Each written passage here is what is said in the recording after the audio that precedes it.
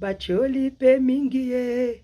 baseki pe mingi ye, yaya tango ekoki, alléluia, tango ekoki, bacholi mingi, baseki mingi, yaya, ozala, ti esclave ti tango nini, bima na kati esclavagisme, au nom de Jésus de Nazareth, Yesu atelemi akangola yo, le 7, le 8, le 9 et le 11 juin, Mouningami, tozo ban déjà mercredi ou le 7 juin, qui nous vendredi le 9 juin de 12h30 à 18h30 et clôture est dimanche le 11 juin de 7h à 12h. Ozo landanga eponi ekolote lingombate yakobika yesu akota likambo na yo. Jésus réponse ayanola yo nzambe asala kananzela muto azo kitanzela servante na ye wabino intercesseuse mondiale mama malila londi oboyebi ke loboko nzambe leka likolo na ye soko okomi kaka na bandal Chibangu arrêt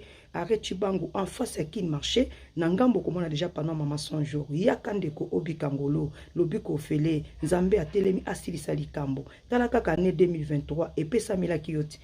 mila kiyote po ozala kaka na ndenge kaka wana non tokomi déjà na mois de juin tokomi katikati ya ne soko olali kaka osituka pe mbula esili omoni pe eloko te me yaka po nzambe akoti likambo no déjà azobenga yo po asalela yo mokolo ya mercredi déjà oyo le 7 juin de 12h30 à 18h30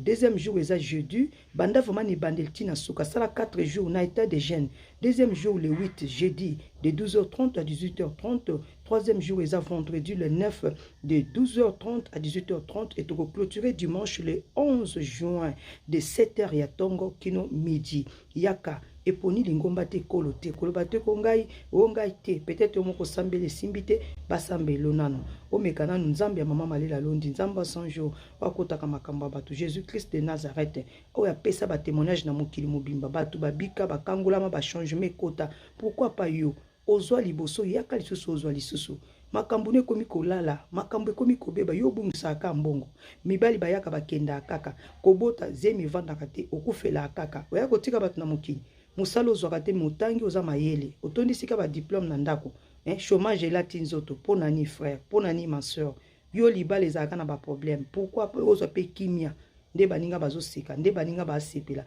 tika ngolo ekitela yo po bayi oyo baseka na vie yo po kota na mulongo bato baseka na vie po oza pe ekelamu na nzambe yaka na rendez-vous oyo kozanga te na beleli yo yaka na yebi nzambe nanga akosala pona yo soko tikali nzamba otonoti oyokaki mbela te ndenge Hébreu 3:7 elobi tango boyoki mongongo na nzambe boyesa mitema na bino makasi te